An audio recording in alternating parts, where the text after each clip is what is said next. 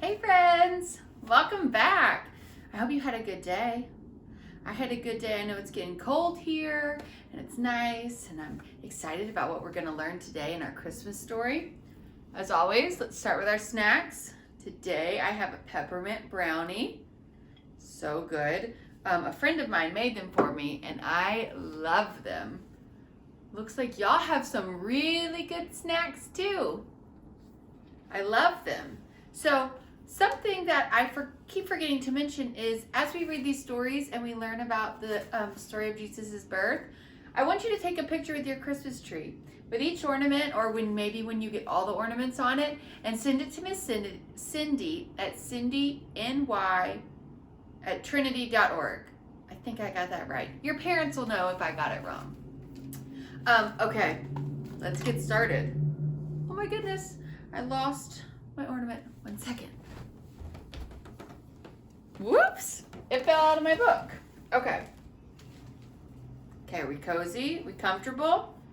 Okay, let's get started. So as always, we're going to review. So we started here. Our first ornament we hung on the tree. And we talked about how Gabriel came to Mary. And what did he tell her? You're right. Do not be afraid. Because as we talked about, it would be a little scary to have an angel appear to you in the sky out of absolutely nowhere. And then much less to tell you you're going to have a baby. But Mary, even though she was a little afraid and totally taken off guard, she said, okay. And remember, she said, I am the Lord's servant. Let it happen as you have said. And the angel left her. So then we move on. Ooh, there we go. So Mary and Joseph, totally right. Good job.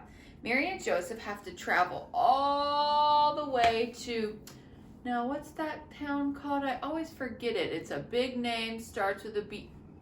You're right, Bethlehem.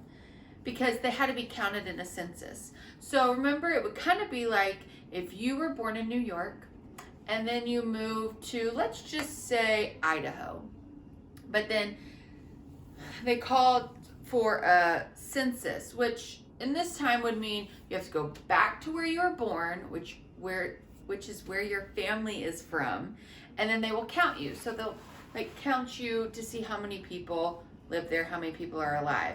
Now, we just had a census lately, but ours is a little different now because we can do it on the internet, or you can call in, or you can even write by mail, but they didn't have those things. So they had to physically travel all the way there. Now, 2 things, remember, that we learned. She's very pregnant. That is not an easy trip. And does anyone remember how many days it would have taken them to travel all the way to Bethlehem? You're totally, yes, 4 to 7 days. That is a long time to travel on foot and even possibly on a donkey. Remember, Mary on the donkey. Then, after this long trip, they finally make it to Bethlehem. And then what happens? There's no room in the inn. There's no place for them to stay. Remember, they go to every inn and the house and their version of a hotel. And they say, look, you're kind of late. Everybody who doesn't live here has now traveled back, right? So if you were born in New York and you moved to Idaho, and then you had to walk all the way back to New York, every other person who also had moved away from New York is having to come back, and they claimed up all the hotel rooms. Kind of like when it's not this year, in our normal Christmas time in New York, all the tourists come to visit and everything's packed full, the subways and the cars and the parks, and you have to wait in those long lines to go ice skating because all the tourists are in town. Same sort of idea. There was no room for them. But somebody says, hey, I got a stable out back. You want to go stay there? And they were so tired after walking all that way. Absolutely, I want to stay there. But I think sometimes when we think of the Christmas story, we think how nice that inn would be, or the stable would be. But what did we learn? It was stinky and was gross, and it had a lot of animals. I mean, even in our little ornaments, remember? We had a cow and a sheep, the donkey she rode on. Let's think about this. When you take anybody have a dog? Okay. Or played with a dog if you don't have a dog? Okay, so you take the dog outside and you walk around and around the park, and you walk down and up the street, and then you throw its ball, or maybe you take it to the dog park and it runs and it runs and runs and runs. And then you bring it back home. It smells. The dog is kind of stinky. Well, imagine what these animals smelled like. But there she was. And in that stable around all the animals, you're right. That's where Jesus was born. Now let's remind ourselves, when we think of where the king of the world would be born, if you didn't know this story, this would be shocking. You mean he wasn't born in a palace? In beautiful robes, around jewels, and in a gold cradle? You mean it was put in a feeding trough? Well, it was shocking and unexpected, because let's remember what Gabriel said. You will have a son. His name will be Jesus. He will be great, and he will be called the Son of God Most High. The Lord God will make him king. But the king came in a little barn, right? Okay, so let's read today's. Oh my goodness, I forgot. Everybody have their Bibles? Here's mine. Okay, you ready? Everybody ready? Okay, here we go. So in the place where the animals slept, Mary gave birth to Jesus, the Son of God. In those days, it was custom to wrap newborn babies tightly in a long cloth called swaddling clothes. Mary swaddled him in the cloth and placed Jesus on a bed of hay in a manger, which is a feeding box for animals. So has anybody ever seen Charlotte's Web? In that movie, remember they throw all the scraps of food into that big brown wood box, and then they come over and they all eat out of it? That's what they put Jesus in. Now, let's hope there weren't scraps of food left in there, but there had been, so it probably didn't smell that good either, on top of the barn and all the animals. And then 2 swaddling clothes. We hear that a lot, but I have a little fun activity for you to kind of represent what swaddling clothes would be.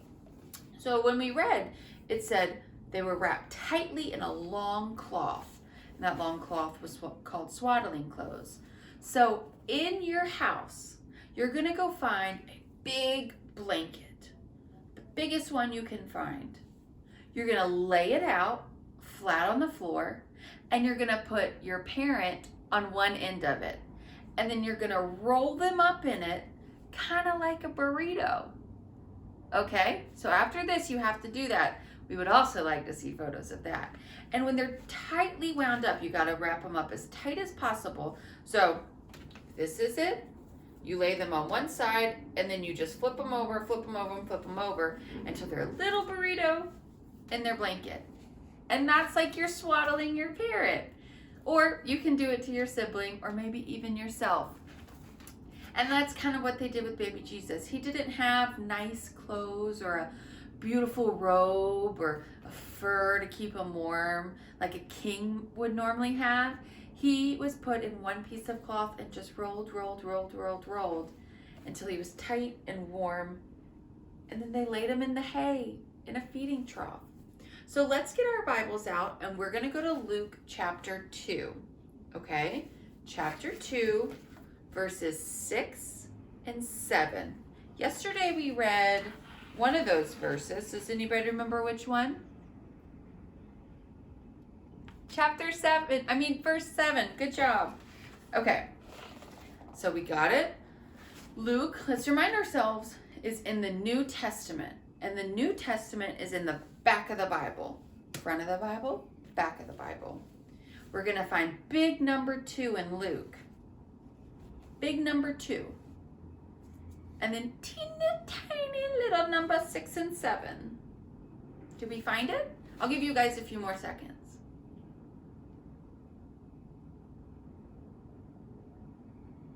Remember, big number 2 and little numbers 6 and 7.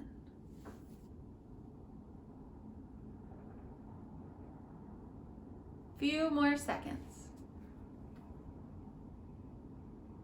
Okay, let's go. Now, let's remember, different versions have different words but the same meaning. So my version of the Bible is not the same version they used in the book, but it has the same meaning, okay? So first we're going to read it from the Bible. Big number 2, little number 6 and 7. While they were there, the time came for her to give birth. Then she gave birth to her firstborn son, and she wrapped him tightly in cloth and laid him in a manger, because there was no guest room available for them. Okay, now we'll read what it says in the book. While they were there, she gave birth to her firstborn son. She dressed him in baby clothes and laid him on a bed of hay. Just like our ornament. So I have a question for you. Can you believe that Jesus was born where the animals slept? I can't. We kind of talked about it earlier, right? He's the King of the world. He's the King of kings, the God of all, the Son of the God Most High. And he was born among the animals, and he was put in a feeding trough? That's shocking and humbling, right? Most people today are born in hospitals. Do you know anybody that was not born in a hospital? Let me think. You do? I don't know that I do. I think everybody I know was born in a hospital. I mean, I've heard stories of some people who were born on their way to the hospital, right? In like a car or a taxi. But I don't know anybody that was not born in a hospital. But back then, there weren't necessarily hospitals like we know now. So being born at home was the normal thing. Being born in a barn, not so normal. Good job, guys. So let's find our ornament. That was the thing that fell at the very beginning. You ready? So we have baby Jesus, tightly wound in his swaddling clothes, laying in hay in a feeding trough or a manger. Put it on the tree. I think mine will go right. Ooh, you know, this would be easier if I would just find some yarn. There we go, front and center. Well, I love getting together with you every night. Merry Christmas. I can't wait to finish the story with you in the next couple of days. I can't wait to see what your snacks are gonna be. That's gonna be the best part. And I just hope that you all stay safe and you have fun and you have a great day tomorrow. Merry Christmas.